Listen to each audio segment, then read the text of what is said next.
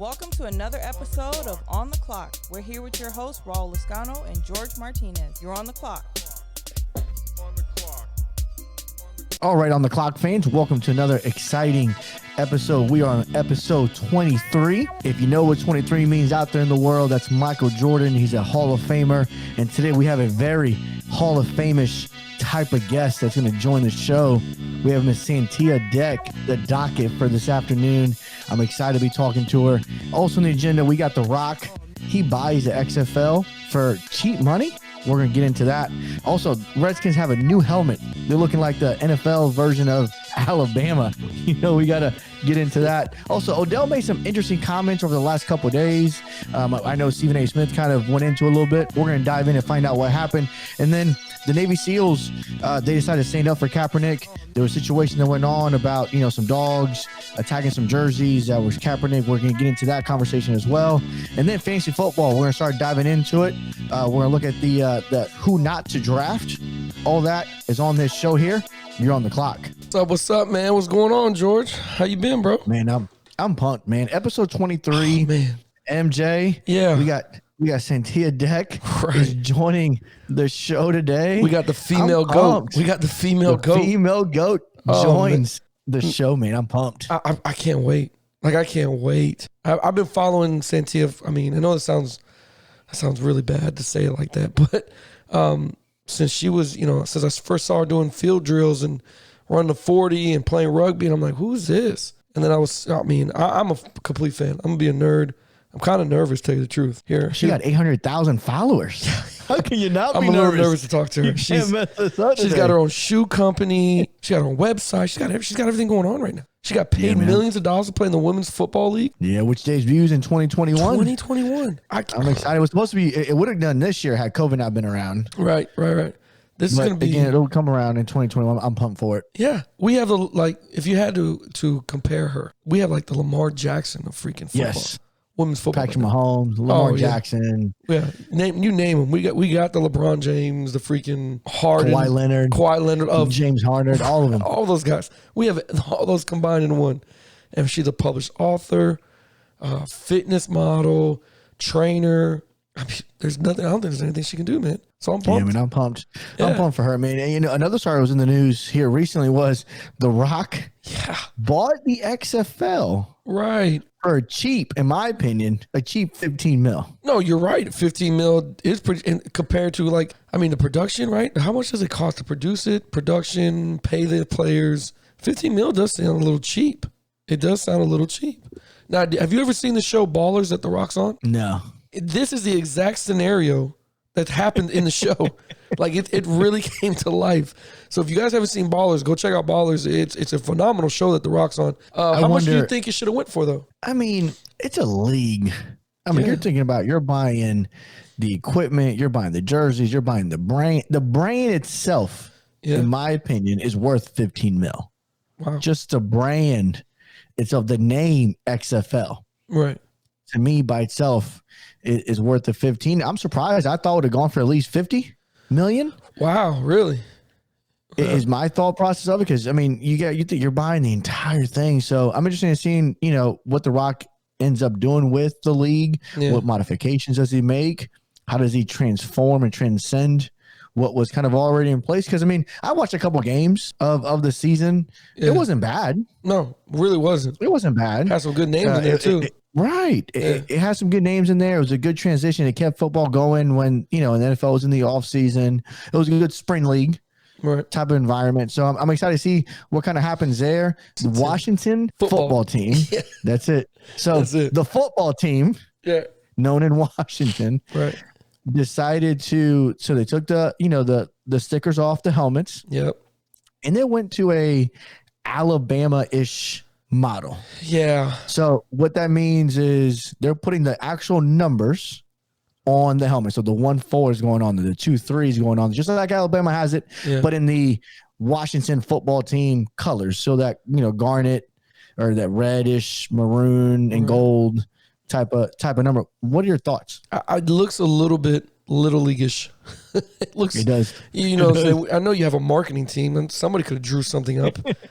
It looks a little bit little leagueish. I'm just shocked they don't have a name yet. I'm not shocked. You know that? I'm actually not shocked. Really? Yeah, man. I'm actually not shocked that they didn't create a name, that they didn't rush into it. I think this is actually a smart way of just, okay, let's wait, see what we got. Let's throw some polls out there. Let's throw some, let the media pretty much dictate what the name is going to be / fans. Because you get those responses. You get them on First Take. You get them on Undisputed. You get them on, Mike Golick's show, the Get Up in the Morning. They have all these conversations, and then you see what you kind of like, what's people leaning towards, what will, like a popularity vote. That's all it is. What's the popularity vote? Yeah, but think about it this way. At this point, their name this year will be called Washington Football Team. Yes, it will. That will be their name. How do you sell jerseys? How do you sell apparel? Because to your point, while they're waiting to figure out what the name is, each day that goes by, another jersey doesn't get bought. Because people are going to wait to see what the name is. Maybe they already figured it out and they're just like, we're not even going to tell these guys. We got all the marketing. You know what I'm saying? We already got everything manufactured. We already know what we're going to pick. If you had to pick a name, what would it be? The Warriors. Yeah, right? Washington Warriors. That's it. Simple. Something simple, right? Nobody has a problem with Warriors. Nobody has a problem with the name. Yeah. Right. And looks like they have it. Yeah. Unless they got like Washington Sentinels. You know what I mean? Yeah. Now we're like, wait a minute, we're playing the replacements? Like, what is this? Yeah, that would have been funny. That would have been funny. Bring out Joe Flacco's twin brother to come play quarterback. Keanu Reeves runs on the field. That's right. And you see him again, like, what is going on right now? Yeah, I mean, they probably have one, man. I'm not surprised they haven't locked one down. Yeah. The interesting thing for me, that happened a couple of days ago, and I know you're a military guy. Yeah. So I know you're probably pretty proud to see this kind of occur. The Navy SEALs basically ended their relationship with a training facility. Uh-huh. So I know you're pretty caught up with this here. Yeah. Give us the details about it. Yeah. So the Navy SEALs, they suspended their support of the National Navy SEAL Museum is what it is. Now, the National Navy SEAL Museum is not actually ran by the military. So don't nobody panic. It's not actually ran by military affiliates, but apparently this museum decided that it'd be really cool to show, dog training show about, how to have control of your canine, the canine unit, things of that nature. And this trainer has a freaking Kaepernick jersey on, and they're letting the dog attack him. And then to make it even worse, he makes the comment, you can hear him on the video, saying, yeah, I'll stand, as the dog's attacking him. And you're like, well, what the? This is completely unnecessary to even have in a video. Like, I can't even believe whoever thought this would be a really good idea to do. You know what I'm saying? So to even have the perception that this would be okay I don't know how the National Museum even thought, yeah, let's do this. I don't know who signed off on it. I don't know, but it's disgusting to watching this guy and it's all over Twitter. You know what I mean?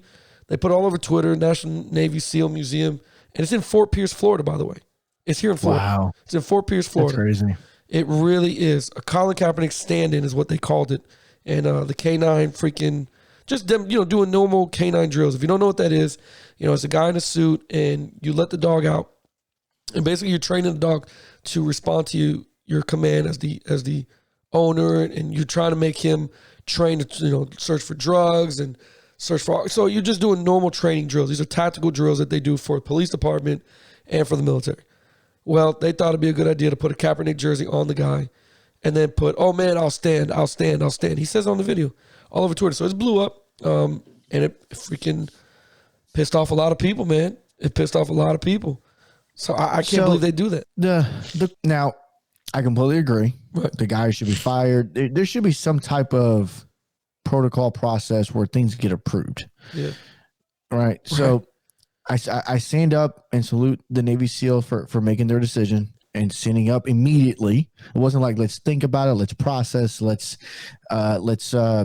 break down the data and the film and find out what really happened. They immediately made their decision. We're not going to support this. We don't stand by this. Right. At what point as a society do we begin to hold people like this accountable? Oh, no. And I mean as in jail time, as in fines, because if there is not accountability, and I think, as we think about the movement and Black Lives Matter and everything that everyone stands up for, is for accountability. Right. We want accountability when people don't do the right thing. Absolutely. In this situation here, this is exactly it. Yeah. This guy is a form of bullying. Think about what it is. Yeah. You're using a national stage to basically bully another individual, and you're saying we're going to let the dogs out on you. Basically. It's what you're saying. Basically. So to me, this program needs to be held accountable. Yeah. This individual needs to be held accountable, and each person above this guy in chain of command needs to be held accountable for allowing it to occur. Absolutely. Until those things occur, we will struggle to see change, and it will happen slower than it needs to until people are held accountable. I totally agree with you. And then you got to understand that, for anybody saying, well, I mean, he's just wearing a jersey or whatever the case is, you got to understand something. Colin Kaepernick is an African-American male, whether he's mixed or whatever, he's African-American. To see a dog be let out and sent on for something, that's back that you're trying to do Jim Crow days. You're trying to do back in the 60s when they would spray people in the streets and let dogs go out and bite on them in the South. That's what you're doing. You're doing like a silent dog whistle type of racism. You know what I mean? And it's unfortunate. It's a nonprofit organization that's, again, not ran by the military. So I don't want people thinking that's what the military is about. I want to separate that. I want everybody to understand this nonprofit organization decided to do it. Navy SEALs remove themselves from them. They're no longer going to help support them in whatever they do. So yeah, I'm like you said, it's accountability, and I do hope something comes of it. Speaking of accountability, man, hate to switch gears on you like that. Not something that's drastic, but Odell Beckham in his comments, man.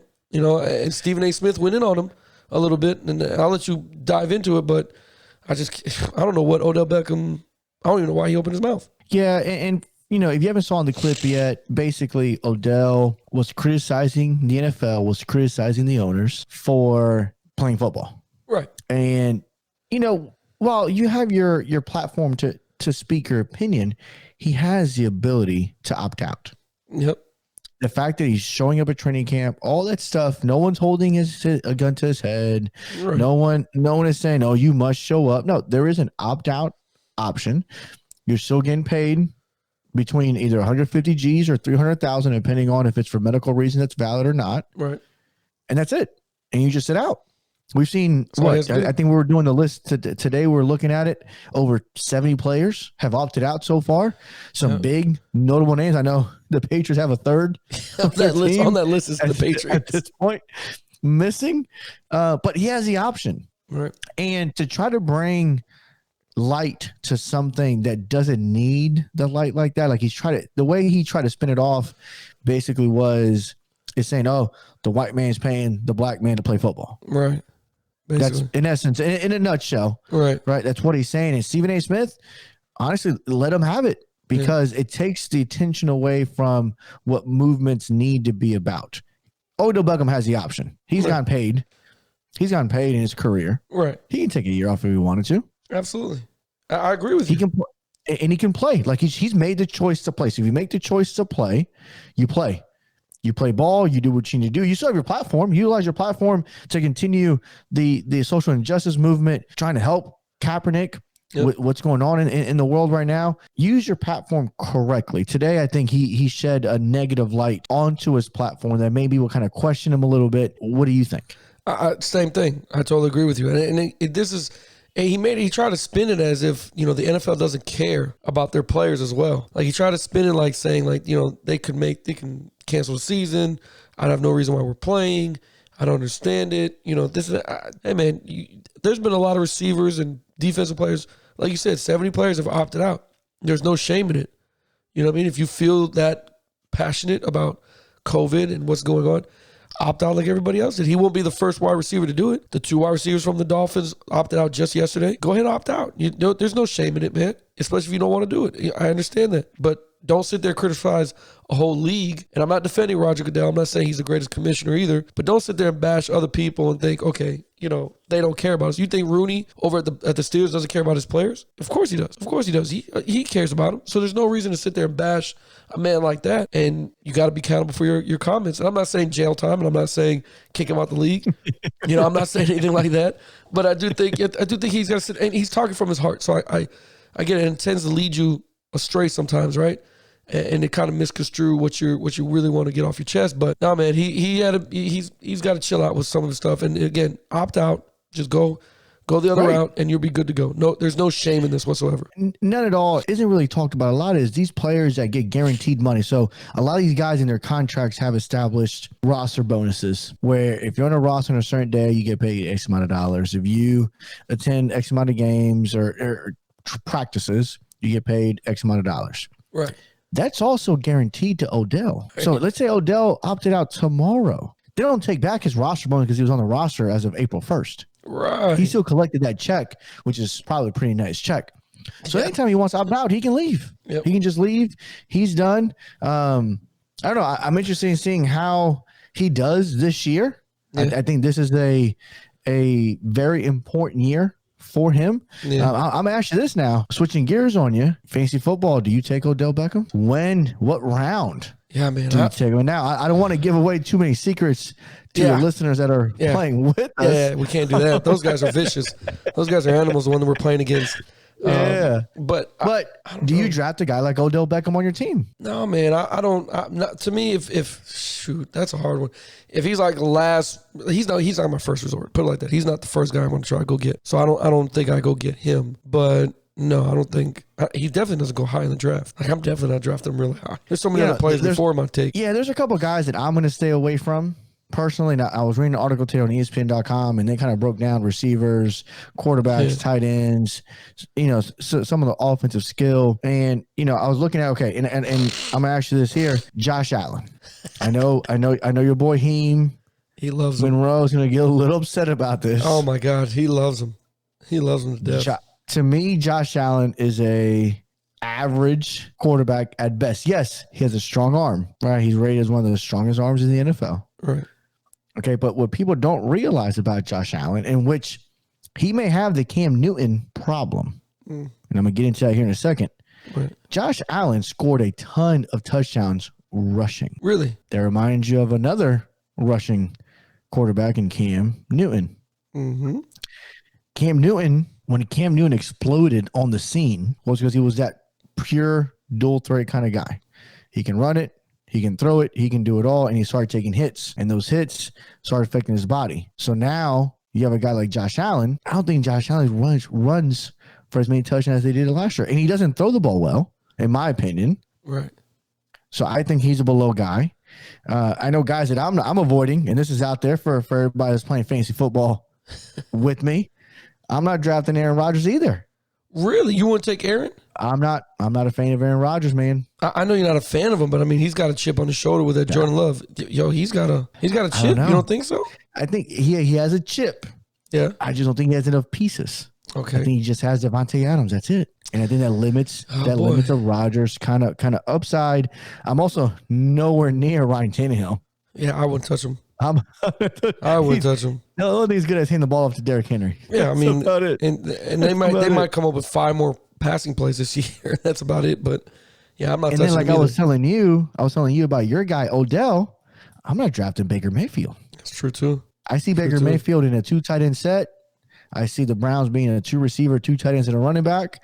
And they're going to feed the ball to Kareem Hunt and feed the ball to Nick Chubb. Feed the ball to Kareem Hunt, play action, throw it over the middle to their tight end. Yeah. Every now and then take a shot to Odell. And that's it. They're going to play. Baker Mayfield's going to be, if they're doing well, the ultimate game manager. Right. And he's got to split catches with Landry anyway. Yeah. So, I mean, absolutely. So I'm not touching Odell. I'm not touching Landry. Outside of Chubb, I'm probably not touching anybody on that Browns. Yeah. Because they're not putting up numbers like that. Now, running backs wise, okay. Who you not taking? I'm gonna give you 3 guys. Okay. Who's the 3? These 3 guys, at one point or another, were top 10 picks. Really?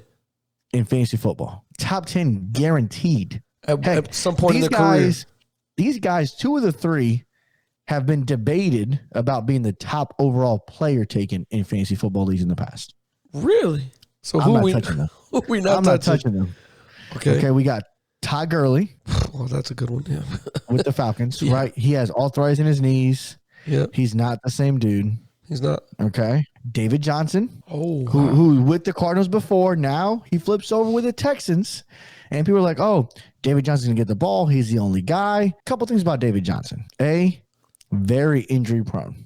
Yeah, that's true. B, he's not a very decisive runner. Okay. He toe taps quite a bit. And then you got no Hopkins, so And you got no Hopkins now, so they're going to load the box. they're going to load the box, yeah. So I think I'm staying away from him. And then the guy that you're going to look at me like, what? Are you serious? After Aaron Rodgers, let's see. Is Mark Ingram. What? Okay, come on. Stop. I'm not going to touch him. Stop. I'm not going to touch him. Why? Because he plays with Lamar Jackson. What is that? He had great numbers last year. Yes. So Mark Ingram Jesus, that's crazy.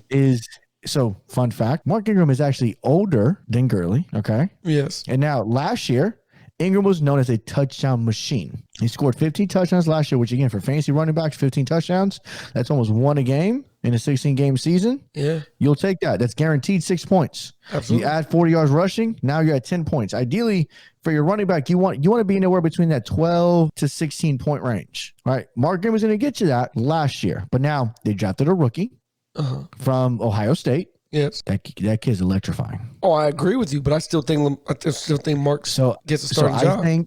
I think Mark Ingram runs into the problem he ran into with the Saints when he saw Alvin Kamara come on the field. Split carries? Yes.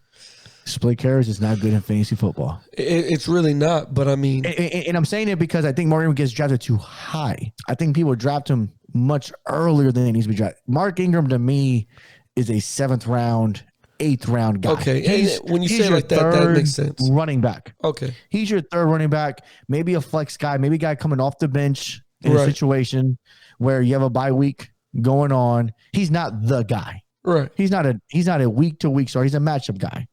Okay. Other backs that I'm nowhere near. And you're gonna laugh at me when I say this because you know how much I love the Bucks. Okay. Yeah. And another guy I'm not touching is Le'Veon Bell. Le'Veon Bell. I'm not touching Le'Veon Bell. I'm not even going to draft Le'Veon Bell. From the Jets? Yes. Really? No. Okay. Sam Darnold's in a struggle. They don't have any receivers. Back to the DeAndre Hopkins. That means he gets more points, right? He gets more. They're going to give him the ball more. He's going to see us loaded box. That's true. Loaded box. Yeah. And again, I think he has limited upside. Ronald Jones from the Bucks. Now that LaShawn McCoy got signed with the Bucks, I'm not touching Ronald Jones. Not that early. You mean not? And these are early. I don't think I'm touching Ronald Jones at all. Oh, wow. Le'Veon Bell, maybe in the 10th round. You go after Shady then? I don't know if I touch Shady either. I don't think I'm drafting a Buccaneer running back. Well, I mean, again, Tom loves dumping off the running backs. He does. And I think LaShawn McCoy has sleeper potential. Yeah. But again, sleeper potential guys that are usually after the 10th round. Okay. So after the 10th round forward, if Shady McCoy is still there, then maybe that becomes an opportunity here. Okay. Now I'm going to go to your receivers here. Receivers that I'm staying away from is your boy, Stephon Diggs. I mean, you don't think he gets his points over in Buffalo? No. Why not? He's the only targeted receiver. No, they got John Brown as the other receiver. But here's what I like to remind people of. I don't pick people that play in the snow. You don't believe in the cold. I don't like to pick receivers that play in the snow because as we get later in the year, you start getting into fantasy playoffs. Right. You get into the snow, they may throw the ball 10 times that game. Right. God forbid Buffalo wins the division, okay, and they're cruising as the year goes on. Right. Stephon Diggs may not play at all. You don't think so? Once you lock it up, you got playoffs are secured. They coast those last 3 games, yeah. That's what I'm saying. And those are championship weeks. For fantasy. It is. And you're in the snow. So let's say they're battling for playoff position. Right. I'm handing the ball off. It's snow. You don't throw the Let ball. the running back get battered. Especially Buffalo. So that twirls. It's true. That snow is all over the place. I remember watching it when Thurman Thomas was there. It was sucked. A guy that I'm iffy on. Right. It depends on where he is on the board is AJ Green. You're iffy on AJ Green? Here's why. Name the last year AJ Green played a full 16-game season. Well, that's because Andy Dalton's killing him freaking every game in, game out. He's killing him. So he didn't play it all last year. Wow. He's a year. He didn't play the entire year last year. And I know this goes back to a conversation you and I had about how well players come back from sitting out an entire year. We're about to find out what AJ Green has left in the tank. Yeah, he's got something in the tank. He's got something. He got Joe Burrow. He's got something in the tank. He'll be He excited. does, but he's 32 years old. I know, man. But after T.O. runs a 4.440 against Tyreek Hill, I'm saying. I'm going to have faith. I'm going to give it him faith. A couple other guys I'm kind of staying away from, just running down the list here. Will Fuller from the Texans. Yeah. That guy never stays healthy. You got Sterling Shepard with the Giants. Mm-hmm. It's the Giants. Sammy Watkins with the Chiefs. He's iffy. He's on and off every now and then. Tyreek Hill outside of Patrick Mahomes on that team and Kelsey. You got Deshaun Jackson with the Eagles. I don't like any Eagles. I don't like any of them. It includes Carson Wentz. Fred is going to freaking love you. That's great. Fred's going to love you. I hate the Eagles. I love their colors, though. Eagle colors are probably one of my favorite. So whenever I play anything, I'm always trying to wear that green. Love their jerseys. Don't like the team. Don't like the team. Okay. And the other guy, and you and I were talking about this pregame before we get on the show, Antonio Brown. I'm not touching Antonio Brown at all. Yeah.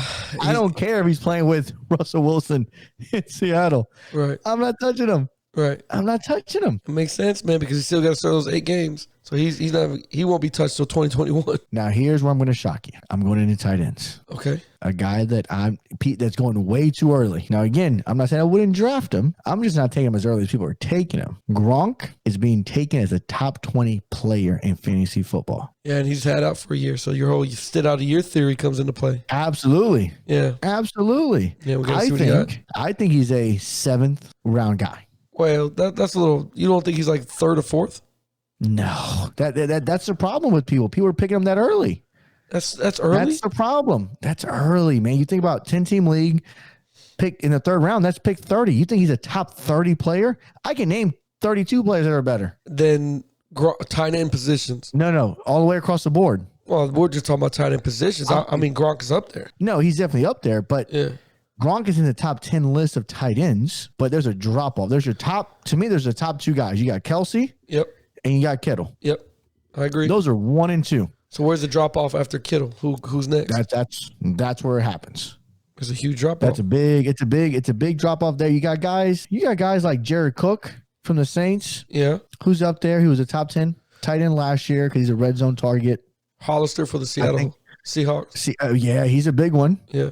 He's probably number 3. Right. Me personally, I think he's probably number 3. I think Jared Cook is probably 7 or 8, maybe 9. Right. I think Gronk is in that 5 or 6 range. I mean, it's fair. I think Gronk is in that 5 or 6 range. In that 5 or 6 range tight end, you're probably looking at a 5th, 6th round grade because you think about the first 2 picks, you go running back. Right. The next 2 picks, you go receiver. Right. Now you're 4 rounds in. Now you pick a quarterback in round 5. You pick another receiver round 6. Right. Now you're in round 7, and that's where you're picking a tight end there. That's a good assessment, man. That's not a bad assessment. That's my take there on the fantasy football there. I'm excited. So we're going to announce on the show here today, we're going to go live with our draft order. Oh, yes. We're going to go live and with it on Facebook. You know you got to do it, for our guys. We're going to have to go live, and then like you were mentioning, we're going to have to freaking make sure the camera looks at the hat. So we don't have no problem. Being pulled out, so there's no issues. So Courtney and Grizz don't get mad at us and call it a conspiracy. Speaking about players that we have to watch for and looking out for, the NBA, it's getting exciting. It really is. Kevin Durant making his picks of it's going to be the Clippers and the Bucks. The games that are going to be coming on tonight. I hope everybody's ready to watch. You got the Lakers playing the Houston Rockets tonight, right? Our guy James Harden over there, who is, by the way, leading the team in points, assists, steals, and blocks right now. Everything. The only one he's not leading in is rebounding. That's Russell Westbrook. Yeah, and he's definitely leading in all those categories because of our guy, Justin Allen, over at All In Sports, getting him ready to go for the bubble season. Right, exactly. Exactly. So you got pretty good games. I know you're not going to be excited of my Heat playing the Bucks. I know you're not excited about that, telling me that they're going to get demolished. So it's good. I actually want to see the Clippers play. I don't know if you've seen it. They've been playing pretty well. And Los Angeles the Lakers better be on their P's and Q's. Because Lakers don't look as strong these last 3 games. They took a loss 4 days ago.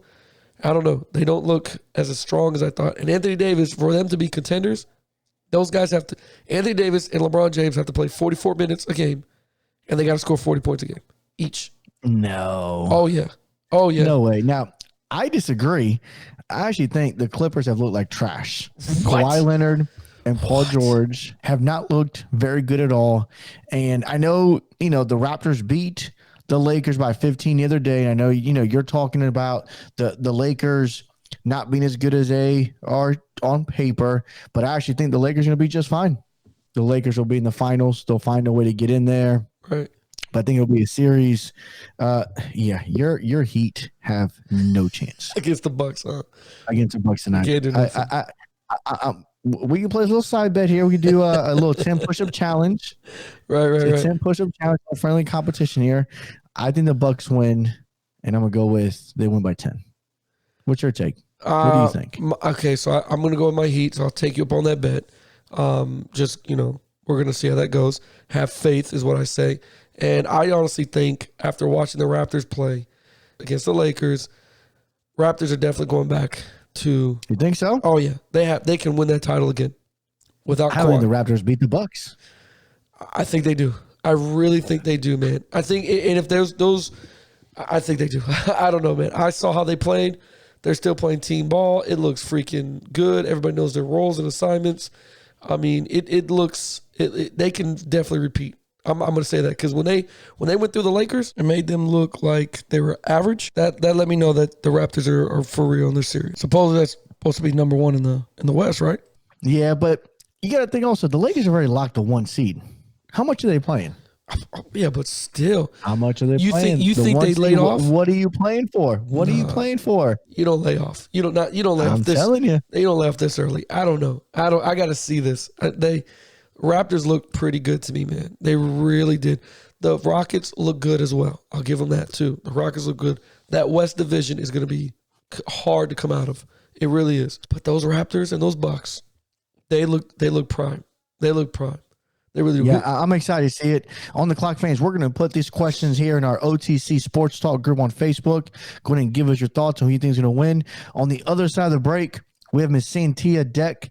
Track Baby joins the show. I am pumped to get the opportunity to talk to the GOAT of the Women's Football League. She's up next. You're on the clock. All right, on the clock, fans. If you're in the Lutz area looking for somewhere to go, grab a bite to eat, sit down with the family, make sure you visit our friends over at Panini's Bar and Grill. They're located at 3973 Van Dyke Road in Lutz, Florida. They're the home of the overstuffed sandwich. They got options: turkey, cheesesteak, salami, roast beef, corned beef. You're not going to want to miss it. Again, visit our website, paninisgrill.com. You're on the clock. Hey, on the clock, fans, man. I got our special guest of the day. You can't believe it. All the way from Atlanta. She's coming to join us. She's taking time out of her busy day. We have Santia Deck joining the show. How you doing, man? What's going on? I'm doing well. Just trying to stay busy. Oh, trust. So are we. Me and George are trying to stay so busy. We started a podcast so we can occupy some more of our time. So it's really good, man. Awesome. Yes. So thank you for joining the show. Pretty excited to have you on. One of the things I kind of want to get into with, is I know you're big into training. You're into a lot. When you talk about being busy, right? Staying busy, for someone like you, it can't be hard to stay busy. You got so many different things going on right now. Talk a little bit about right now some of the training that you're doing and taking place.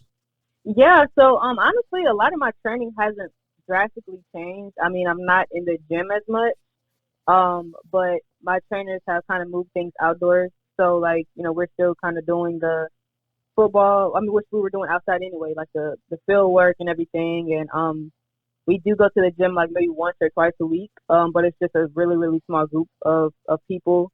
But yeah, I'm still preparing for my season. Unfortunately, our season didn't take place this May, but it is going to be taking place hopefully May 2021. So I'm still making sure that I'm staying in shape and just working on things that I'm not that great at. Yeah, because I saw I've been following you for a while. I know that sounds weird to say that, but I've been following you on IG for a while, and the first thing that I saw was your footwork drills on the ladder, and I was clowning with one of my friends. I was like, "Yo, she's got way better feet than I've ever had," and I was training for like 20 years.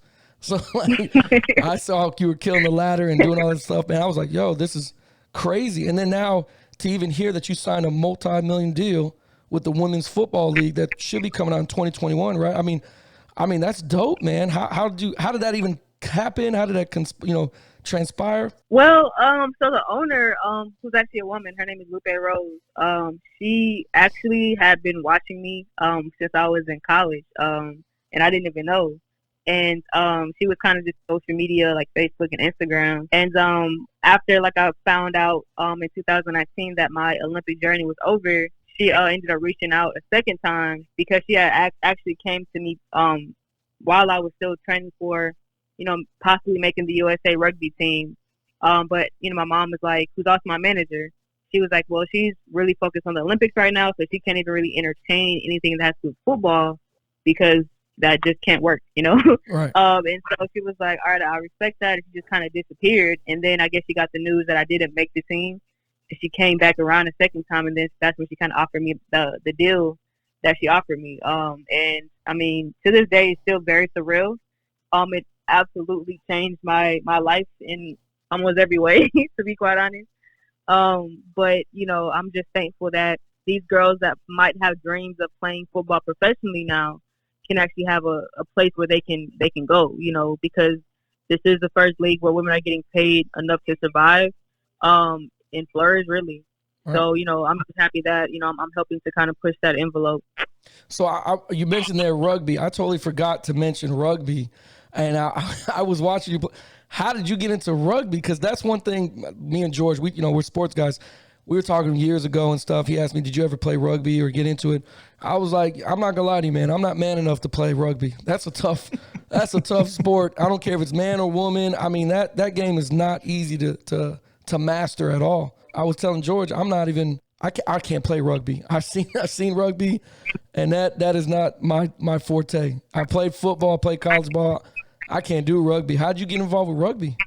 Yeah, I mean, it is a very it's a tough sport. But I actually got involved because I guess the USA coach at that time, which is like years ago, was actually watching me through Facebook, and I was playing flag football like a lot, and I had broke some records, and I had went viral and everything.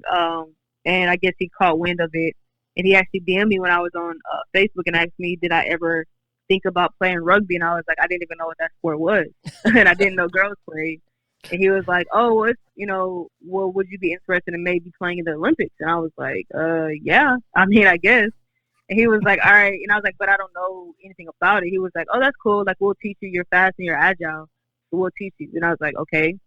So I went out there for a trial like the next week. And unfortunately, when I landed, he got fired. So that was very awkward. No. Yeah, it was very awkward. So the new lady that came in had a whole different game plan, and she was like, yeah, when you learn how to play, then we can talk. So that's kind of how it started. But I let it go for like 3-4 years, and then people started tagging me like in all these videos in 2018 on this, on these girls that were doing like crazy stuff in rugby. And I was like, you know what, let me actually learn how to play this sport. So I found a local team, went to a practice, and like the rest is history. Yeah, and that's how I started getting into it. I saw you. This is funny. I saw you playing rugby. I saw some of your videos when you were playing flag football that you mentioned. Hey man, I saw that takeoff and release that you did. I mean, you got like 40 of them, but there was one where you're dressed in all black, and you hit George. I'm a wide receiver coach, just so you know. I'm a wide receiver and DB coach. And George, she did a come to balance. She released, hesitated, got off the line. I mean, it looked smooth. It looked really, really good. And then she went, Thank you. No, you're welcome. It's just a award to your craft, man, because that's a lot of guys can't do that. No. It's not as easy as people think it is. Yeah, thank you. I work hard. So. Oh, I trust me. I see you. I'm looking again. I saw the videos. I see you pushing and parachutes and pushing sleds, and I'm like, yo, there's a reason why she's the queen of abs. You know what I mean? There's a reason why that. And speaking of your queen of abs, your company, where'd you come up with the idea of it? I mean, I'm going to assume it was the abs, but I mean, where did the inspiration come? Did you always want to have your own website and company? Well, actually, it started through really social media. I mean, honestly, literally everything that I've done since I graduated has come from social media. But pretty much like when I was in college, I ended up getting on Instagram late, and I got on because a friend had said, she could get more followers than me, and I'm like very competitive, so I was like, oh nah, like, I'm not gonna let that happen. And so I got on like 2 years late because I was still stuck on Facebook, and I just started posting like regular girl stuff like selfies and outfits and stuff, and then I started posting my track and field workouts in college, and people started like really liking it. They started sharing it.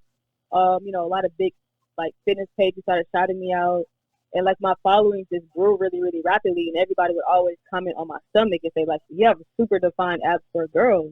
Mm-hmm. And that's kind of like how it started. And then I had maybe hit like 15 or 20K, and like my mom had like, who's also my manager, she had reached out to me like when I guess I was coming from class one day, and she was like, "Hey, like I noticed like your social media, Instagram page is like blowing up. Like we should brand this. We should make this into a business." And I was like, "All right, cool." And she was like, "Okay, what would you want your company to be called?" I was like, I don't know, like maybe Princess of Abs. And she was like, "Why be a princess when you could be a queen?" And then Queen of Abs kind of came from that. So really my mom, she's the one that kind of solidified that name. I wanted to mention your shoe company. I totally forgot to ask that in the earlier questions. Oh, yeah. Yes, you have a shoe company. I want to let the people know about your shoe company, because I know this is what's funny. The way this got presented to me was they were like, "Hey, Dad, I want to buy these shoes." And I was like, "Well, I've never seen these shoes. Let me look at them. Oh, man, those are pretty dope, especially the all red ones that are coming out. Those are really nice." So the kids were like, "Yo, can you give me some?" And when I saw it was you, I was like, "Oh, my goodness. I know who." Well, Oh, wow. not know personally, but like I've seen her videos. I know who that is. She has a shoe company. So if you don't mind, real quick, how'd that idea come about? How'd that come around? And where can they find it? Yeah, so the name of my company is Tronos, which means throne in Greek. And it kind of is like, go hand in hand with my brand, Queen of Abs, throne, royalty, And pretty much how it kind of even started was like 2 years ago, I was actually offered the opportunity to like create a signature line of like shoes. And so like the designer, did a little mock up of the shoes. We sat down and talked about what I wanted. He literally got to design that in like one try. And he, added some things to it, and then I posted it on Instagram just to see like how people would react, and people went like insane for it. Yeah. And so, a few months later, like my mom ended up kind of getting involved, and we were talking one day, and we were like, "Man, people have been asking about the shoes since you released the mock-up version." And I was like, "Yeah, like it's been crazy actually." And so we just were like, "Why don't we like actually start a shoe company?" Because we know that people will buy, people are excited, people have been asking about the shoe since we, a freaking mock-up version. It's not the real version yet. And so we knew that we would have some type of success. And at first I was like, that's a bit far-fetched, because like, think about how Nike started, think about how Adidas started, like, yeah. That's a lot. But we talked more and more, and I was like, you know what, let's just do it. Let's just jump into it. And whatever happens, happens. And so it's been like a 2-year process. We just launched July 19th. And I mean, it's been like literally insane. Like I'm very humbled by all of the support that I've gotten from like just my followers and just, celebrities, athletes. It's just been crazy. So yeah, I started that way. And honestly, the reason why I just said let's do it is because I want to honestly not only secure my future, but secure my future children's future, and just generational wealth and build my empire and things like that. And I was like, what better way to do that than start a shoe company? So that's how I started. And yeah. I love it because, like I said, they brought it to me, and then I started looking at the shoes. Like, yo, they have it on my size. Like I'm good. They have it for me too. Like I'm gonna buy 2 pairs because it looks. No, it does. It looks great. And it's dope. I can't tell you how proud to see that, because like we were speaking earlier about you starting your shoe company. You're a track star, football player, breaking down barriers, being a paid athlete, female athlete in a sport that was, that's dominated by men. It just gives I have a little girl who I can show this to. And even if my little girl, Georgia, does as well, we both have daughters, even if they don't play sports, just to show them like, look, you don't have to be what people tell you to be. You can do whatever you want to be. So, and you're a shining example of that. So I really, truly appreciate you and everything that you're doing. And I know I'm going to be a fan and supporter. And anytime I see something on yours, I'm going to retweet it and share it as much as possible. I know you got way more followers than we do, but well, I appreciate it anyway. Yeah, that's dope. And that's crazy how, the work that you put in has kind of transpired into what it is now. I mean, you got the deal with the Women's Football League. You're an author, a published author. You got your own book, fitness model, public speaking even. You're a TV host. you're a huge inspiration to millions of young ladies out there that are in those same thought process, having those same maybe reservations, right? To take that next step, to do those next things in life. What advice do you have for these young ladies that are going up and maybe want to play professional football, maybe want to play rugby and be in the Olympics? What kind of message do you have for them to encourage them to chase that dream? Well, I would definitely start by saying, if you want something, you got to go for it. It's not something that you should ever wait on somebody else to help you with or somebody else to help you do or whatever, because at the end of the day, nobody's going to care about your dream the way that you are. So, you have to put in that work. You have to make the sacrifices. And everybody wants to be, a professional athlete. Everybody wants to be a successful social media influencer or business owner. But a lot of people don't understand what comes with that. So I think that's the first thing I would say is if anybody wants to, be these things, that's on a high level, make sure you do the research. Make sure you get mentors that actually are in a position that you want to be in, or in the field that you want to be in, and they're successful. And have a great team around you, because that's something else I think people forget is like, I know I did when I first started with me and my mom, and I thought, okay, I don't ever need anybody else to grow. I just need me and my mom, and I'm good. And I realized as things started to progress, like, wow, you really need more hands. You need a team that can help push you, and people that have more experience than you and things like that. And that's what helped me grow rapidly as well. And so I would definitely suggest that as well. And then when it comes to football or rugby, those are sports that I would say definitely study. Do a lot of, YouTubing if you got to. If you have friends that do it, or your dad did it, or mom did it at some point, I would definitely make sure you get their, expertise on the sport as well. Find trainers that have trained successful people in that sport, so that they can help take you to the next level.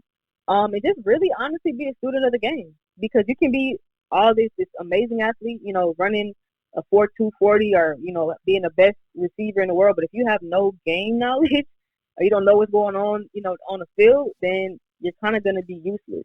So I would say learn that, and protect your dreams. That's the best thing I say. Protect your dreams. That's dope. That's great advice for not even just for young ladies either. I think for people just in life. Right. Definitely, if you want to achieve something, you got to put in work, right? And I think you hit it on the head there. Your circle, the circle that you surround yourself with, have to be in it for you. Have to be able to help you and drive you forward and not hold you back. I want to take you back to your flag football days, and I want you to tell me, what was one of your most memorable moments? You're on the field, you're playing a game. What's that one top memory that stands out for you? Man, that's tough. Yeah, you didn't think it was gonna be this tough today, did you? You didn't think Nah. on a Wednesday, you didn't think it'd be that tough. I think the most memorable would be like I had a game where I literally scored like 4 touchdowns almost back to back, and that's when I realized like, okay, this is my thing. And Right. I remember I used to have like a lot of coaches that would try to bribe me to come to their teams, and it was just like crazy at that time. And I didn't realize like flag football would have been that. Yeah, that they tend to they do that here in Tampa as well. They with youth in high school, they tend to throw cleats out there and gas cards, Gloves. yeah, some gloves, and yeah. Yeah, so I was like, man, I feel like I'm back in college, like trying to get recruited and everything. But it was I'll definitely say that, like scoring that many touchdowns back to back, was like pretty cool. It was tiring, but it was cool, and I feel like that kind of solidified my, my position in the flag football world. And then I broke some records in Georgia, so I feel like that was pretty cool as well. What was the records? Cool. I gotta remember. It was like I know I I'm had sorry. the leading rushing yards. Wow. I can't remember the exact number, but I got it like two years in a row. Dang. Before I like kind of stopped playing, so I was like, that's pretty cool. Yeah, you stopped playing, so someone else finally had a chance. Yeah, that's what ends up happening. That's what There's actually a lot of amazing athletes out here. Like that's the thing that is like crazy. It's like I don't think people understand like how many athletes actually play flag football, especially women. Like they're like basketball players or current, and they just they're doing it for fun. But it's like some really really crazy athletically skilled women that play this sport. So I want to ask you also, you ran track. I know you ran at Texas A&M, correct? Is that correct saying you ran over there? Texas A&M Kingsville. What was your events? What did you run? I ran the 100, 200, and 4x1. Of course, I saw you. So that's a loaded question. I asked because I knew the answer, but I saw you run your 40 time as well. So I was like, yeah, she has to be a sprinter. When you clocked in that 4.44, I was like, oh my goodness, she's running. Like, oh my God. Because now I'm 38. I'm the mind is like, yeah, you can still do that, and I'm like, nah, the body's nope. Like, you better shut down. You better sit down somewhere. But that's dope, man. What position you gonna be playing in the women's football league? Are you going for receiver, running back? Definitely running back, but probably end up playing receiver as well. Because you don't really ever get to just play one position, to be honest. That's true. And again, somebody with speed like that, good hands, good feet work. I mean, if we we do the same thing with our athletes, we move them all around. We just put them in places to make sure they get the ball and score. Exactly. So if you ever I'm gonna throw this out there, and I hate to say it like this, but if you ever in Tampa and you want to see some wide receiver work, you know what I mean, you let me know. I'm here. I'm here to help in any way possible. Okay, well, I definitely appreciate that. I got some wide receivers that are pretty amazing, and I would love for you to come out there and dog them out a little bit, and our DBs. And see. Oh yeah, she run right by him. She's gonna run right by him. Right, man. And I'm gonna clown him too. I'm gonna put on film and put on a huddle. Look what happened. Look at Santia came out here and just dusted you. Now, one question I have for you. We ask this question a lot to a lot of our athletes that come on the show. Do you have any pre-game superstitions? I'm trying to think. Do I? Well, I definitely have to wear like my socks. They have to be like my favorite socks. Which my socks never match. So like I definitely have to make sure that. I have to listen to music before I play, and usually it's gospel music. Nice. So I listen to that. And then I go through like the same kind of warm up routine. And I'm like pretty like precise on what I do. So that and that's really it. Praying before, praying after. That's not. I don't mean to cut you off. We only use assets because we have a lot of weird guys that come on here, and they have some weird. I'm talking about weird. Like we interviewed Joshua Youngblood right over at Kansas State, and he said that he can't have any pen or like marker touch his body, like he can't have any ink like touch his body on game day. Like it'll ruin the whole day if he has ink on his body. Well, why would ink touch it? I have no idea. I don't know either. I had a guy, you mentioned socks. So I had a guy that I had to have locker next to, and God, I want to say his name, but I don't want him to, call me later and show up at my house. But he's a good friend of mine, and this guy's socks, just so you know, and I know you're not going to like this, he never washed them. So for the season, he never washed his favorite. Yes. There you go. Now it starts. Nasty. Oh, it's disgusting. So this guy used to take his socks, and they were stiff as a board, and he used to like smash them together to loosen them up to put them on to play football. That sounds disgusting. Right, and I it's terrible. And I told him, I said, you are the start of the coronavirus. Like things like that is why we're in this position, because that's nasty. And I hate to say it, but I can still smell it. Like when I talk about it, you're like, oh my God, it was horrible. And that was his niche, and that was his little tradition. The only thing I had was I just want to listen to music. I didn't want to do nothing crazy. I had another guy that used to wear. I think that's like everybody's, like every athlete's, like one thing that I feel like we all do. We have to listen to music. Like, if I ever forget my like headphones, like, oh my gosh, it's gonna be a bad day. Right, I'm gonna lose it. Yeah. I'm like those morning people that drink coffee. They gotta have coffee before they move on about their day. Same thing. I need my music before I even play a game. Yeah, I have to. Right. I had a guy that also, this is crazy. He had 4 wristbands on, 2 on his left, 2 on his right. If they weren't spread apart evenly before the game, he'd lose his mind. And it was, it's crazy niches that people have as athletes, man. And of course, we're in the locker room. We're going to play. We used to hide 2 of them and watch them freak out. Equipment manager never gave it to us. So. But right now, part of the show, we want to play a little game with you if you're up for it. I know you said you're competitive, so this might be your niche right here. You want to play a little bit? It's called This and That. Yeah, sure. All right. So in this show, we play this and that. So on this and that, these are just some these are some questions, and I hope you don't hang up the phone and talk to your mom and your friends. And be like, those were some weirdos. But these are just questions that just to get to know you a little bit better and see where you're at a little bit, and kind of make you laugh. Okay. So I gotta prepare you. These questions will make you reevaluate some things in your life. If you're gonna think about life, one of them is gonna be: did I really want to get on the phone with these guys today? So I'm gonna start off real easy, real simple. Pre-COVID, are you a dine-in person or are you a takeout? Definitely dine-in. Oh, and where you dining in at? We're talking Italian, Chinese, PF Chang's. Where we going? Oh man, I'm a foodie, so I'm like somebody that tries to try something new like every time I eat somewhere. Mm-hmm. So it varies, but I like usually though it's probably like a seafood place. Or like I'm a big Indian food fan, so something like that. Nice. So don't think I'm weird for asking this question. This ain't going nowhere. I just want to know if you had to choose Netflix or YouTube. Netflix for sure. Okay. See, I don't want you to think. Oh, I know he ain't talking about Netflix and chill. I know he ain't. No. I'm not thinking about that. I wasn't even thinking that. Okay, good. I'm just trying to make because we're having a conversation. I don't want you to be like, yeah, these guys were weird. No, you're good. All right, this next one here, you're driving, so I don't want you to close your eyes, but usually have the person close their eyes.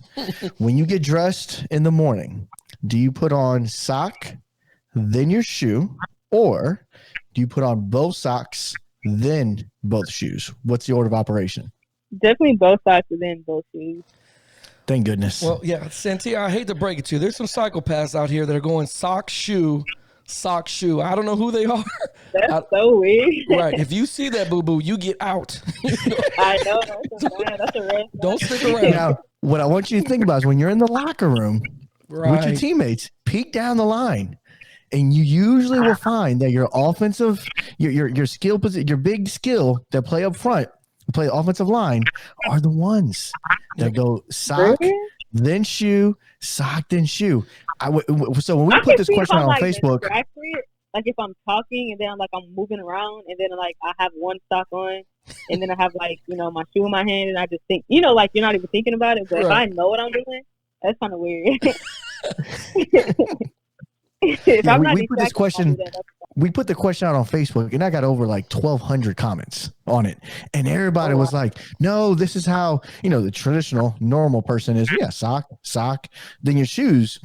But then you had a ton of people like, "No, that's weird. What are you talking about?"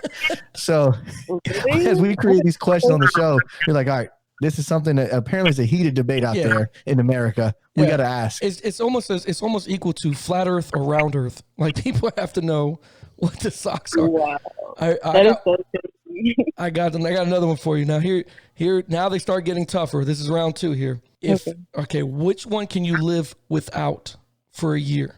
Which one's harder to live without for a year? Is it toilet paper or toothbrush? What? That long pause lets me know. I tried to tell you. I would say I could live without toilet paper because you can take a shower. Okay. But so what can you substitute really for like toothpaste? So wait. So you're picking. You can live. You think it'd be harder to live without toilet paper or no? It'd be harder to live without toothpaste. Really? Because like I can take a shower, like right. I hate to be nasty, but the whole bidet thing comes to mind right now. Yeah, I mean, exactly. That's what I'm saying. So it's like there's things that you can do, and you'll be like, honestly, you'll be cleaner. To be honest, you're not lying. What can you really use? Like, I mean, okay, I don't really know. Well, then along the lines of a shower, here's another question. Here's another question for you.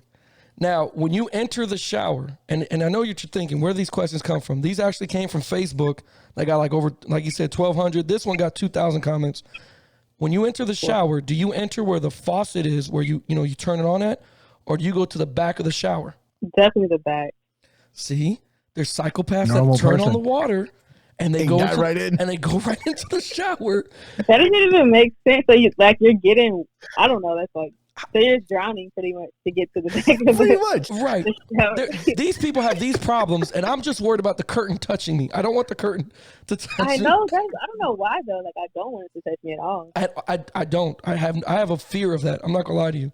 So I'm not a germaphobe or anything, but it's a fear when that's why like every house I've ever lived in, I tried to have a glass, you know what I'm saying, shower where you can open the door. Yeah. I can't do shower curtains. And my kids are upstairs and I'm like, well, you got to live the struggle first before you get to what I got, because you're not getting in my shower whatsoever. Oh my God. All right. This last one, we're going to put you in a little bit of a tough situation here. You're an athlete, so I'm going to give you a basketball. You have one shot from the 3-point line. You make it, I'm going to hand you a bag. It's $1 million. But you miss it, you can never be on social media ever again. The question to you is, do you take the shot? Oh, that's tough. That's such a great dramatic pause. If I could literally make every dime from social media, I'll definitely take a shot. Okay. But because I make my living off of Instagram, yeah, I would unfortunately not take it. And plus, I know myself, I would probably miss. I suck at basketball, so I do too. You're not. Trust me, you're not alone in that. You're not alone in that. Me and George tried to go out there, and we were trying to have some fun and shoot with the kids. I quickly learned I don't need. Well, we need to play 2K. I'm not shooting a basketball anymore. But that's I'm stuck at it. That's the version of this and that with Santia Deck. So, Miss Santia Deck, man, I really appreciate you. I didn't want to take too much more of your time. I love talking with you. You are more than welcome to come back to the show whenever you want. If you tell me, hey, I got some stuff on my mind I want to talk about, let's fire this thing up and let's do it. This is pretty much your platform. So whenever you come to Tampa, trust me, you're more than welcome to stop by. And me and George have a tradition. When the Women's Football League kicks off, we have to go get your jersey. We have to buy your jersey and put it in the office in the studio. We're gonna have to do it. So whenever you get your number, don't be weirded out if I message you. It's like, can you sign my jersey, please? Oh no, I would not. I would definitely do it. I appreciate it. I appreciate you. Again, thank you for joining the show. Let everybody know where they can find you on social media. They're not following you already. Where can they go to find you? You guys can find me on Instagram at TrackBaby001. Twitter is Santia_Deck, and my Facebook is Queen of Ash. We're still going to shoot out there. So again, thank you so much for coming on to the show and speaking with us and taking the time. And trust me when I tell you, the world's going to really know Santia Deck here in the next year. You know what I mean? Thank you so much. That means a lot. I definitely appreciate y'all for inviting me on. And I'll keep you guys posted on when my season starts. I'll send you guys a schedule. I'm going to be in LA, so I don't know if you guys are ever out there, but that's where I play. So definitely come and check out a game. Well, as soon as you say come on out to a game, I'm booking We're tickets. Out there. I'm out of here. I'm going. As soon as you send me a schedule, I'm out of here. Okay. Well, I'll definitely keep y'all posted. Okay, I appreciate you. Appreciate you. Thank you. Well, on the clock, fans, man, that's another great show, man. Thank you so much to Santia Deck. I really, really enjoyed talking with you. And I can't wait for her to come back on the show and talk to us again about the Women's Football League. I'm really excited for her and everything she's doing. You guys, please go make sure you follow her and go order her Tronus official shoes, the shoe company that she owns. It's amazing. Trust me when I tell you, you're not going to be disappointed whatsoever. And make sure you go follow her on Instagram and all those, and all Twitter and all those things, man. She's very inspiring for every woman that's doing their own thing right now, having their own company. So thank you so much. Really appreciate you joining the show. Again, thank you guys for listening to the show. If you like today's show, go ahead and follow us on social media by simply searching On the Clock Radio. You can also visit our website at otcsportstalk.com. Until next time, you're on the clock.